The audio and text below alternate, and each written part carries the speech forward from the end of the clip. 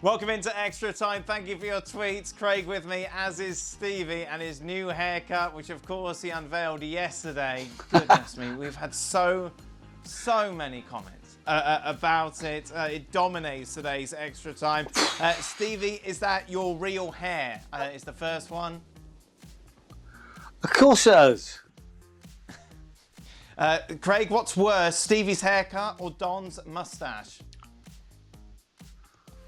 I would say Don's moustache, but I have to say, this man's had the same hairstyle for 57 or 58 years. I mean, he was born with a flat top, but actually, in a weird way, it looks stupid, but it suits him. This is really thought that his hair just grew that That's way. a comedian there. This is a shock. This is a shock, Stevie. Somebody thought that was just the way your hair grew. Hey. Well, this is my natural look. Well, yeah. It's just too long to put it up spiky. Yeah. Hey, listen. Like some of us are lucky that we can. Some of us are lucky we can play with our hairstyles. Others don't have enough. You know. Well, I can play around at the front a little bit. Yeah, right. But why don't you keep it long? Candy floss and comb it? Why don't you keep it long and comb it that way rather than going back to that stupid spiky thing that you've had? Well, because it goes too high. It makes me head about a foot long.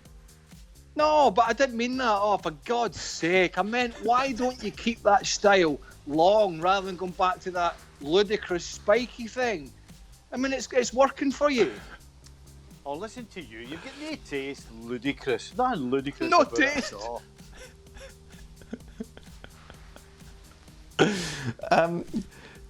Is Stevie wearing a wig? Stevie looks like a middle-aged Alex Ferguson. Oh, no. My nose is not like that yet, is it? Look, look, doesn't he come off? Look, see, doesn't come off. Yep. Oh, hold on, there we go. Sir Alex Nicholson from Connecticut. What on earth is going on with Stevie's hair? Stevie, is that it? Are you going to follow Craig's advice and keep it this way? No. No. Not a chance. No. Okay. I've already got an appointment to from... get it cut, and I'll be going back. If you were looking at him, Dan, and I know you can't see him right now, but for the purposes of TV, what profession would you say he could? I reckon he looks kind of like he's either a geography teacher, or he could be a doctor. What would you say? Yeah. I would say a Lego man, maybe. Lego man. No, I reserve that right for my son. He can have the Lego head. Okay, right, let's get on with this. Craig, what do you make of Ballack's statement that Virgil van Dijk is very lucky to play in an era where there is no Drogba, Lampard, Shearer, Henry, Rooney, Van Persie, Torres, Tevez, Adebayor and Costa in the Premier League? No wonder they think he's the best defender in the league. What do you think? Well, he's a defender that took Liverpool to Champions League as part of a team. 2 years on the spin, I believe. Or was he there when they lost to Real Madrid? I think he was, wasn't he? Yeah, of course. Yes. Yeah. And he's playing against, Aguero. He's playing against Aubameyang. He's playing against these great players in Europe. I think you're demeaning this player. This player's a Rolls Royce. He really is. And, I don't think you should demean him in terms of, if there was a better standard striker years ago or not. The guy's doing it at every level. And we'll see him doing it for Holland at the Euros when that comes around as well. Stevie? Well, I'm interested to know which part of his game he's not happy with, because if you're looking for a physical battle, are you telling me that Van Dijk couldn't beat MD up physically? Even Drogba? It'd be great to watch, but don't tell me that Drogba would walk all over him physically. Pace-wise, I don't remember seeing anybody whether it's the Premier League or the Champions League, running past this guy. So that's not a problem. Can he pass the ball? Yes, he can pass the ball. I'd love to know which part of Van Dijk's game he thinks would be susceptible to any of these strikers that he was talking about. Craig, who was the better right back? Gary Neville or Stevie? And who has the better hair currently? Well, Gary Neville wins the hair stakes straight away. But Gary Neville was a good fullback, but Stevie could do everything, include score goals. So that's a no-brainer. Yeah, Gary Neville was a good player, very good player, but he didn't have the. And I don't want to embarrass him, but he didn't have the prowess going forward that Mr. Nicol had. Yeah. He of course wrote about Stevie in his book, didn't he? Saying that he was his role model, very much the sort of player that he was looking to emulate. Not sure about the hair, but there we go. Stevie, what makes you think Ramos is not world class? Oh, here we go again. Oh. Just because he broke Salah's arm, or is it something else? It seems like you're too biased. Is it something else? I'll keep this short and sweet. There are two things in football. One's called a red card and one's called a yellow. And so when you have a world record number of both, that means you're not a world-class defender. Okay, we're not going to do it again. We do it. He's not going to change his mind. He's not going to change. You know that. No, it's simple. No. Stop tweeting in about it. He's not going to change. Don't about 100 tweets. He's not going to change. Whoever sent it in, let's look up the numbers. Right, yes, but then they'll say, but he's won World Cups, European Championships, Champions Leagues, La Ligas. So? Okay. Right, no, we're not right. Go on. Craig, would you guys watch a 12-hour series of Frank as a dodgy detective who is a terrible father and husband in the south of France? I wouldn't watch 12 seconds. I told you. Frank needs to play. Only thing Frank needs to play is silent movies, right? That's all he needs to play. He's a stooge. He's the stooge. He's the guy that brings the plant pot in and then walks back off. 5 seconds, bish bash bosh, done. I'm not watching, but I played with Frank. I had to listen to Frank and every day, 7 days a week, chirping on every day. Wouldn't shut up. I can't watch him in a film. Good grief. Stevie, isn't your wife a big fan of French detective series? Would she be interested, do you think? Oh my God, you've just taken the words out of my mouth. I know somebody that would watch it. That would be my missus, Eleanor. She has been watching, she's upstairs right now, watching a Dutch programme. I don't even know if it's a detective or what it is, but it's Dutch, it's got subtitles, she's sitting listening to it.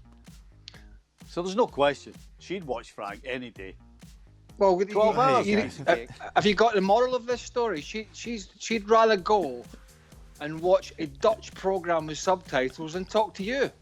It's quite simple, isn't it? Yeah, well, with that hair, it's fair. Stevie, what are your expectations for the Champions League this year if the contest resumes in August? I don't have any.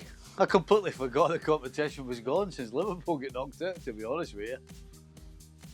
When you say what do I expect, what do you mean? Well, who's going to win it? If they finish it, do you know what? I think Liverpool were the favourites to win it before they got knocked out.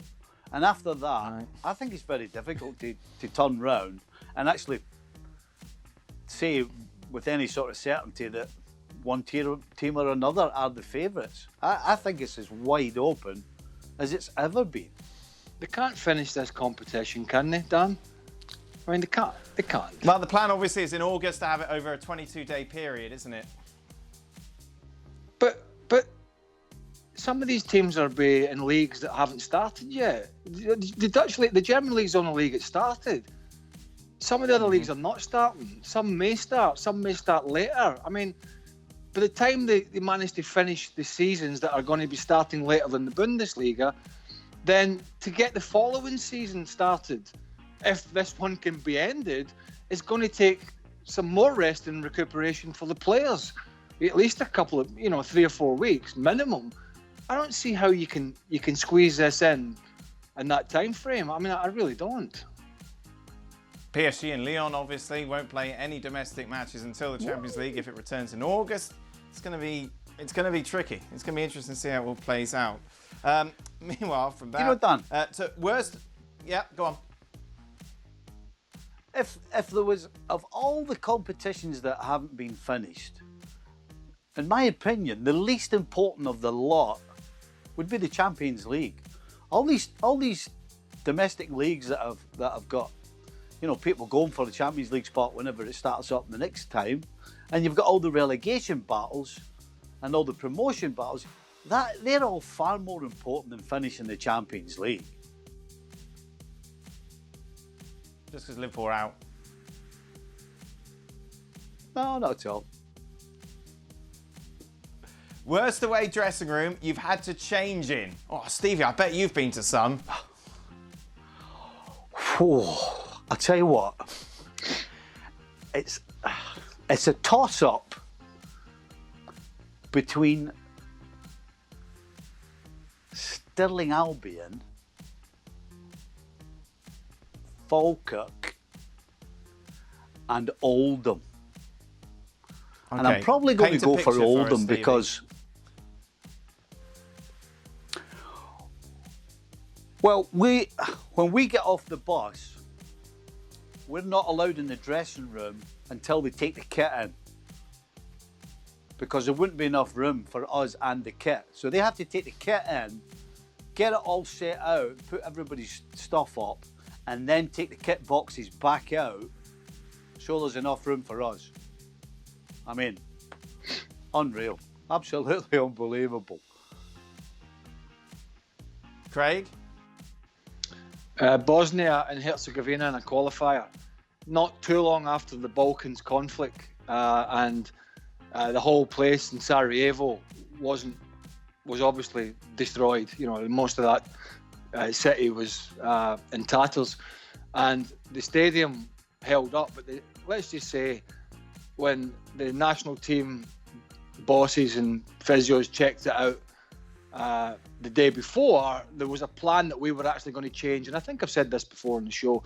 There was a plan that we were going to change at the hotel and then just go to the game on the bus. I mean, it sounds stupid, doesn't it, in our kit?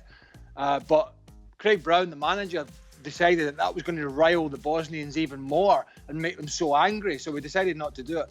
But let's just say there was some things running around 24 hours before the game in the dressing room. Great. Oh, like what? I'm sure they left some. I'm sure they left some presents for you as well. Some creatures. Yes. Oh, man. Right. Stevie, who's the best playmaker in the history of the Premier League? Paul Scholes, Mesut Ozil, David Beckham, Gerrard, Giggs, Lampard, or somebody else? Oh my goodness. Well, you can take Mesut Ozil out there. Yes. How's Beckham a playmaker? Right, he's out. Red Cross. Did you mention De Bruyne, by the way? No, I didn't. He's not on this list. How can he not be on the list? I would suggest. Can you tell me anybody who's been better than De Bruyne? Okay. I would suggest. De Bruyne's- hang him in court. It's stupid. It's a stupid list in a sense because Mesut Ozil, good grief, talented player, but we've just not seen it regular enough. Eric Cantona played in the Premier League, and he was as great a playmaker as many at the time. David Silva would be considered a playmaker at Manchester City. A decade plus of service, of 8 out of 10 plus performances. De Bruyne, as Stevie mentioned, the list goes on. The list goes on with all these players. I mean, Paul Scholes was phenomenal, box-to-box midfielder, really. But there's way more. There's a lot of other players. Well, thank you very much for watching ESPN on YouTube. For more sports highlights and analysis, be sure to download the ESPN app. And for live streaming, premium content, and let's not forget as well, ESPN FC 7 days a week. Subscribe to ESPN Plus.